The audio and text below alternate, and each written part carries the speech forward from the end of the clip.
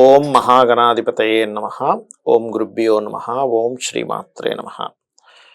ప్రేక్షకులకి ఆ లలితాంబిక అమ్మవారి యొక్క అనుగ్రహం పరిపూర్ణంగా కలగాలని మనస్ఫూర్తిగా కోరుకుంటూ, ఈ ఆగస్టు మాసంలో ద్వాదశ లగ్నాల వారికి లేదా ఆ లగ్నం కాదనుకుంటే రాశి వారికి కూడా ఎటువంటి పరిహార మార్గం చేసుకుంటే మీరు రుణ రోగ శత్రువుల నుంచి దూరంగా ఉంటారు? ఎందుకంటే ఆగస్టు మాసంలో ఉండేటువంటి గ్రహస్థితిని ఆధారంగా చేసుకుని మనం చూసుకుంటుండాలి.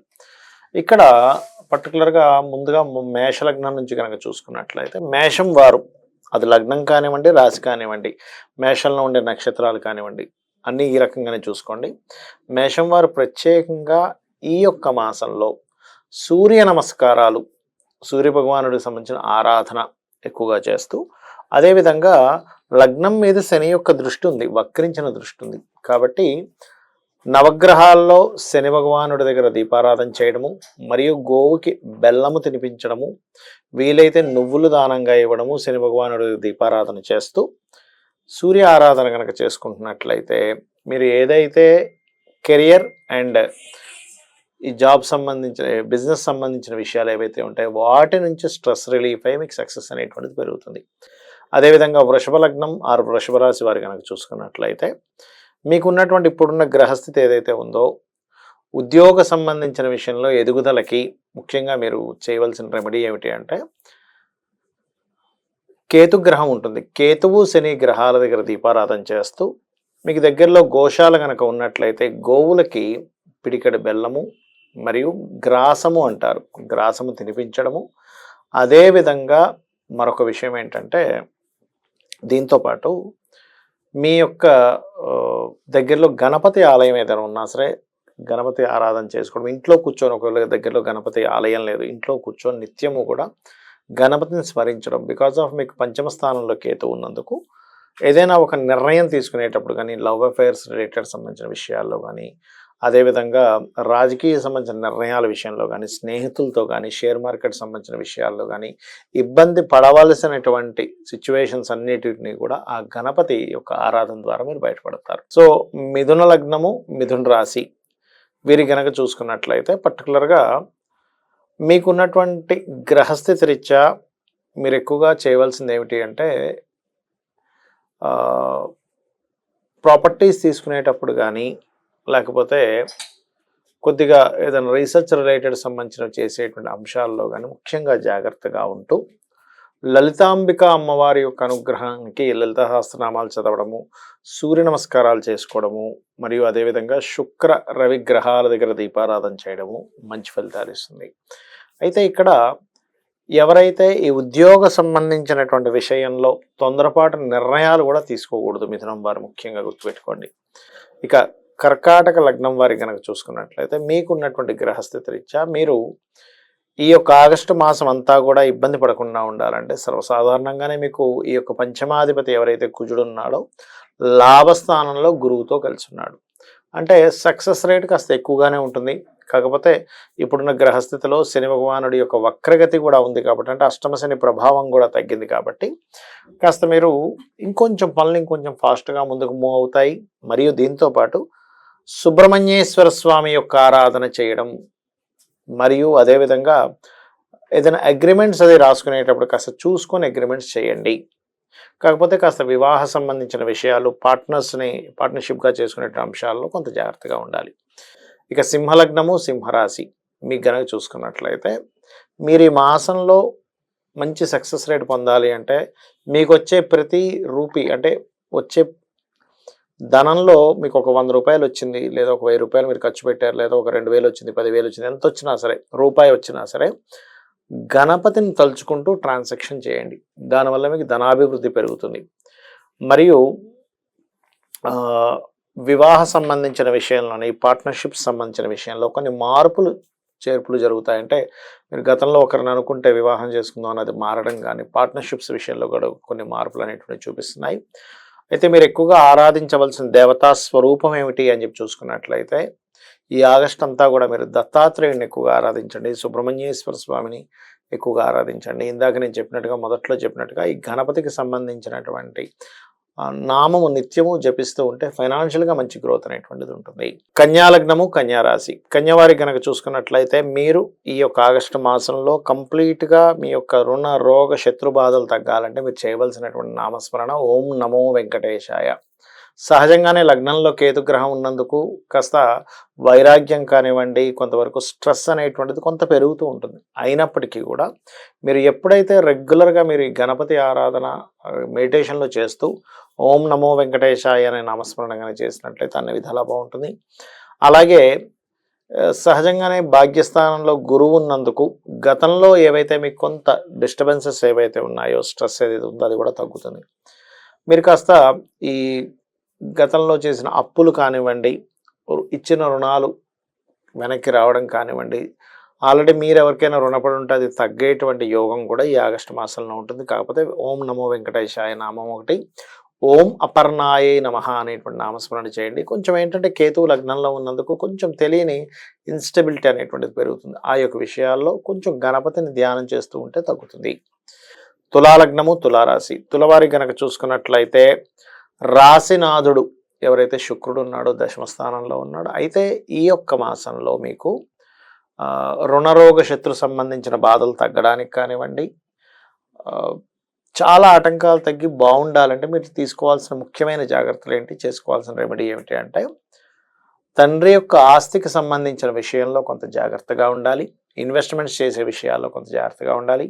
కాకపోతే మీకు కాస్త అర్ధాష్టమ శని ప్రభావం కొంత పడుతూ ఉంటుంది. ఎందుకంటే పంచమ స్థానంలో ఉన్నటువంటి ఆ యొక్క శని భగవానుడు వక్రించాడు ఇక్కడ. కాబట్టి ఏదైనా సెకండ్ హ్యాండ్ వస్తువులు కానీ, లేకపోతే గృహం కానీ ఏదైనా కొనుగోలు చేసేటప్పుడు కొంచెం చూసి కొనుగోలు చేయండి. అయితే మీరు నిత్యము గనక కాళికా అమ్మవారి యొక్క ఆరాధన కనుక చేస్తూ ఉన్నట్లయితే అన్ని విధాలా మీకు బాగుంటుంది. వృశ్చిక లగ్నము, వృశ్చిక రాశి, వృశ్చికం వారి కనుక చూసుకున్నట్లయితే ఇప్పుడున్నటువంటి గ్రహస్థితి రీత్యా మీకు అర్ధాష్టమ శని ప్రభావం తగ్గుతుంది. బికాజ్ ఆఫ్ 4వ స్థానంలో ఉండే శని వక్రించాడు కాబట్టి. దీనివల్ల గతంలో ఏవైతే కన్స్ట్రక్షన్స్ రిలేటెడ్, లేకపోతే ఒక ఆఫీస్ పెట్టుకుందాము, ఒక బిజినెస్ పెట్టుకుందాము, లేనట్లయితే ఒక ఇది ఎస్టాబ్లిష్ చేద్దాం అనుకునేటువంటి వారికి ఈ సమయం అనేటువంటిది కొంతవరకు దాని ప్రభావాన్ని తగ్గిస్తుంది. అంటే ఆగిపోయినటువంటి పనులు కొంత ముందుకు కదులుతాయి అర్ధాష్టమ శని ప్రభావం తగ్గినందుకు. అలాగే కాస్త గర్భవతులు కొంత జాగ్రత్తగా ఉండాలి. రాజకీయ నాయకులకి ఇది కొంతవరకు పాజిటివ్ ఫలితాలు ఇస్తుంది ఈ మాసం అనేటువంటిది. అయితే దీంతో పాటు పర్టికులర్గా మీకు లాభస్థానంలో కేతు ఉన్నందుకు సాఫ్ట్వేర్ రంగాల్లో ఉండేటువంటి వారికి బిజినెస్ పరంగా, సాఫ్ట్వేర్ డెవలప్మెంట్స్ పరంగా బాగుంటాయి చెప్పాలంటే. అయితే మీరు నిత్యము కూడా దుర్గానామాన్ని కనుక స్మరిస్తూ ఉన్నట్లయితే రుణ రోగ శత్రువుల నుంచి బయటపడతారు. అయితే ఈ పంచమ స్థాన రాహు అనేటువంటిది ఊహను ఎక్కువగా పెంచుతూ ఉంటుంది. ఈ జరగనటువంటి విషయం ఏదో జరుగుతుందేమో అనేటువంటి ఒక ఇమాజినేషన్ ఇస్తూ ఉంటుంది. ప్లస్ కొన్ని మోసాలకి, అంటే చూడండి, నేను ఒక్కోసారి అత్యాశతో కొన్ని షేర్ మార్కెట్లో కానీ కొన్ని విషయాల్లో మీరు ఇన్వెస్ట్మెంట్ చేస్తూ ఉంటారు. అటువంటి విషయాల్లో కొంత 8వ తేదీ వరకు కొంత జాగ్రత్తగా ఉండాలి. బికాజ్ ఆఫ్ ఈ శుక్రుడు 12వ అధిపతి ఎవరైతే ఉన్నారో రవి ద్వారా కంబస్లో ఉన్నాడు కాబట్టి నిత్యము దుర్గారాధన చేయండి. రాహుకేతు గ్రహాల దగ్గర దీపారాధన చేయండి.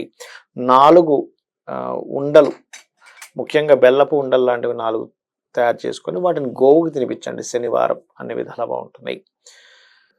ధనుర్లగ్నము, ధనస్సు రాశి, ధనస్సు వారి కనుక చూసుకున్నట్లయితే మీకు ముఖ్యంగా ఈ యొక్క మాసంలో తీసుకోవాల్సిన జాగ్రత్తలు ఏమిటి అని చెప్పి చూసుకున్నట్లయితే ఫైనాన్షియల్ మ్యాటర్స్ విషయంలో చాలా జాగ్రత్తగా ఉండాలి. బికాజ్ ఆఫ్ 3వ స్థానంలో ఉండేసని 2లోకి వస్తున్నాడు, ధనస్థానంలోకి వక్రించి చూస్తున్నాడు.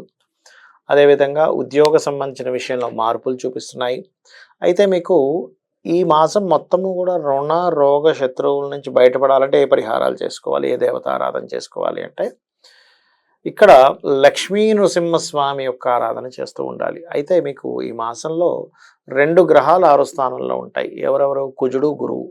సహజంగానే ధనుర్లగ్నంగా ధనుస్సు రాశి కానీ ఈ 2 గ్రహాలు కనుక వృషభంలో ఉన్నాయి, లేదా శుక్రుడి యొక్క మహాదశ నడుస్తుంది, శుక్ర క్షేత్రాల్లో ఉండే వారి యొక్క మహాదశ నడుస్తున్న మ్యారిటల్ లైఫ్ మీద, వాటి పార్ట్నర్స్ మీద ఎఫెక్ట్ చూపిస్తుంది. కాబట్టి మీరు ముఖ్యంగా మ్యారేజ్ సంబంధించిన విషయాల్లో, లైఫ్ పార్ట్నర్ సంబంధించిన విషయాల్లో, పార్ట్నర్షిప్స్కి సంబంధించిన విషయాల్లో కొంత జాగ్రత్తగా ఉండాలి. అలాగే కాస్త నూనెని దానంగా ఇవ్వండి. ఆలయంలో నూనె దానంగా ఇవ్వడము, గోవుకి బెల్లం తినిపించడము, గ్రాసం తినిపించడం చేయండి. ఏదైనా ఒక పుణ్యక్షేత్రానికి వెళ్ళడం అనేది కూడా జరుగుతుంది. దాని ద్వారా కూడా మీకు చాలా మటుకు పాజిటివ్ ఫలితాలు వస్తాయి. మకర లగ్నము, మకర రాశి, మకరం వారి కనుక చూసుకున్నట్లయితే మీ యొక్క రాస్యాధిపతి 2వ స్థానంలో వక్రించి ఉన్నందుకు సహజంగానే కొంతవరకు కుటుంబ సభ్యుల మూలంగా కొంతవరకు మనీ ఖర్చు అవ్వడం కానివ్వండి, కుటుంబ సభ్యులతో కాస్త కలిసి ఎక్కడికైనా వెళ్ళి రావడం కానివ్వండి, కొంత అంటే ఇటువంటి యోగాలు కలిగిస్తున్నాయి. అయితే ఈ కాంబినేషన్లో కాస్త పుణ్యక్షేత్ర దర్శనాలు ఇవి కూడా జరుగుతాయి, అందులో ఎటువంటి సందేహం లేదు. కొంత ధైర్యంగా కొన్ని స్టెప్స్ కూడా తీసుకుంటారు. అండ్ బ్యాంక్ ట్రాన్సాక్షన్స్ చేసేటప్పుడు ముఖ్యంగా మీరు జాగ్రత్తగా ఉండండి.